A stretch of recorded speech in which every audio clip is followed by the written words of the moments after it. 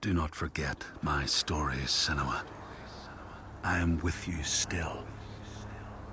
Out of hell you have come, and now find yourself in Midgard, the world of men. Do not think it any less dangerous for that. Your path has taken you far from home, across the boundless sea, and you must go on to the heart of this place, to the heart of man. You have seen how the Northmen journey out to conquer, and this is one of their lands, as icy dark as Niflheim, yet as fiery as Muspel. It has not long been claimed, and they try still to tame it.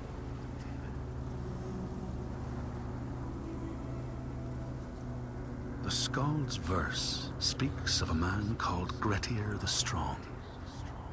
A strange and bloody life he led. And it happened in this land you have come to. Listen to his story, Senua, for it may in some small way illuminate your own.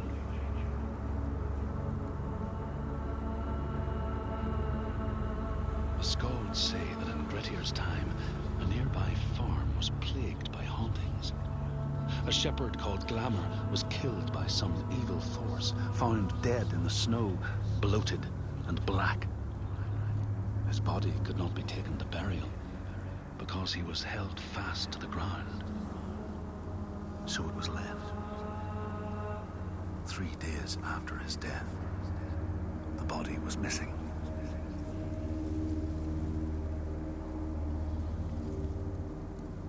The Skalds tell how the revenant Glamour roamed the settlements, terrifying all those who lived there. Each one he killed, in turn, rose to walk beside him. Thus, evil begets evil. But the man Grettir was proud and overbearing, and thought the Droiger no match for his strength.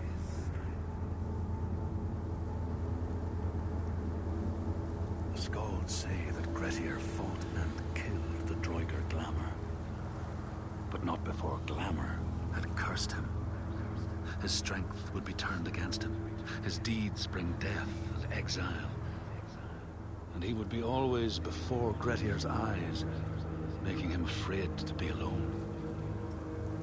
He saw all sorts of phantoms wherever he looked, and thus people who see things that aren't there are said to have Glamour's eyes.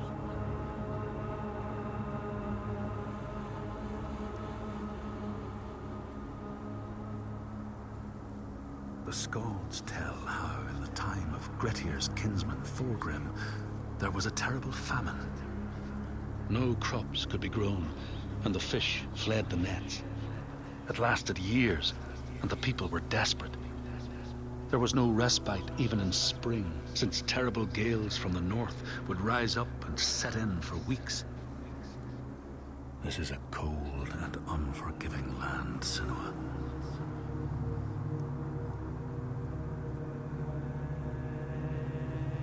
In the time of famine, at the place known as Rifskar, Thorgrim found a huge finback whale, beached and dead. His neighbor, Thorfinn, had already found it and was in the process of flensing it. But Thorgrim claimed it as his own. Thorfinn said he would not give it up without a fight. If that's what you want, Thorgrim said, let it be so. And he launched a blow at Thorfinn, cutting off his head in one strike.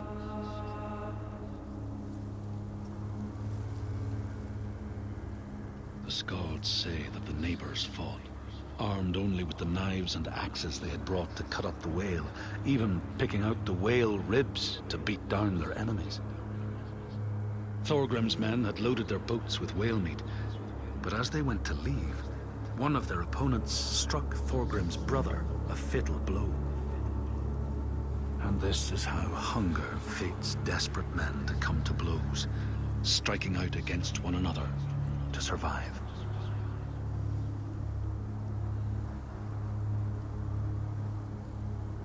Skalds speak of the time Grettir, traveling with some others, ran into rough weather and docked their boat on an island. They had not brought fire with them, and the merchants complained bitterly. Seeing a great fire blazing on the other side of the strait, Grettir said he would swim over to fetch it. He took off his clothes and struck out across the water, wearing nothing but a cloak.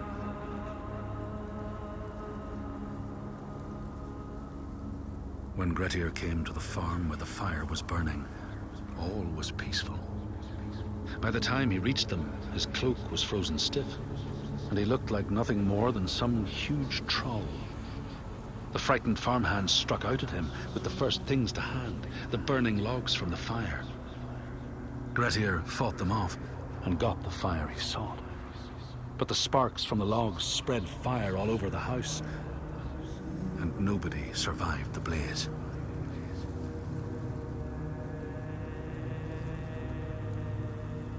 The Skalds say that Grettir swam back across the strait, keeping the fire safe from the water.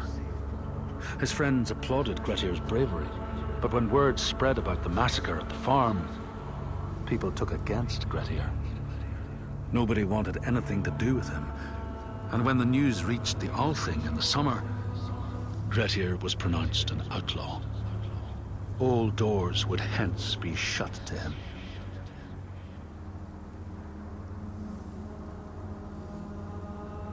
The Skalds speak of how Grettir, now an outlaw, took rest on the island of Haramsoy with a man called Audun.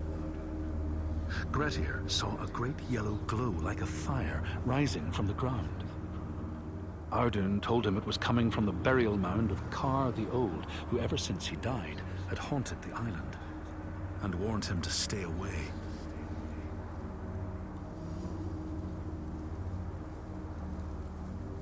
The Skalds say Grettir wanted the sword that was buried in Kar's howe, and would not be deterred from seeking it.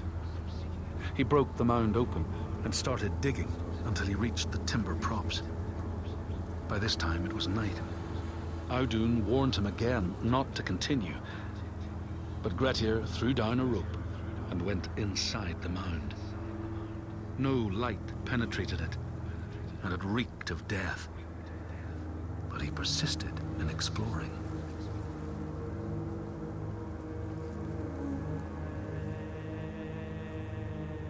Grettir found the sword he was seeking, Kar's loom, buried in the grave mound. He went to leave, but before he could reach the rope, something grabbed him from behind, and Grettir realized the mound dweller would not let his treasure go. The two fought ferociously until Grettir got the advantage and chopped off the revenant's head. But Kar's loom would prove his undoing, fated to be the sword that killed him.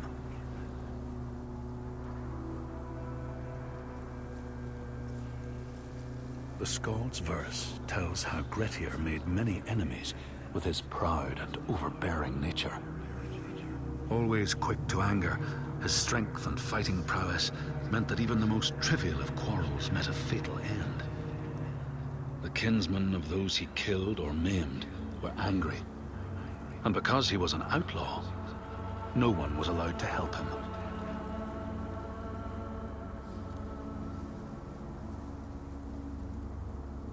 The outlaw Grettir fled to the island of Drangi. His enemies knew he was there, but he was still so strong and fierce, nobody could shift him. Thorbjorn, first among his foe, sent his foster mother to see Grettir. She was a Seithkona and very wily. She enchanted a tree branch and sent it to wash up on Drangi. Grettir tried to cut it up for firewood, but his axe flew back and struck him in the leg. The wound blackened and festered, and Grettir feared his time was close.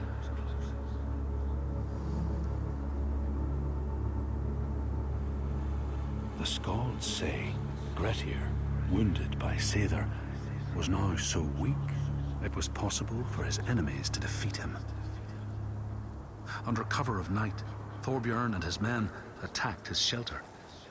They tried to disarm him, But he clung so firmly to his sword, Kar's loom, that they had to cut off his arm to get it free.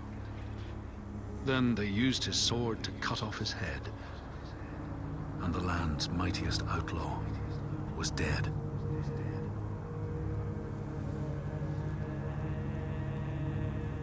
As the Droiger glamour had predicted, all Grettir's brave and fine deeds brought him misery.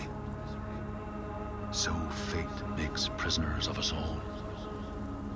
But it was Grettir's nature that made him fight the Droiger, and Grettir's nature that led to blood feud and exile. So what is truly our prison, Senua?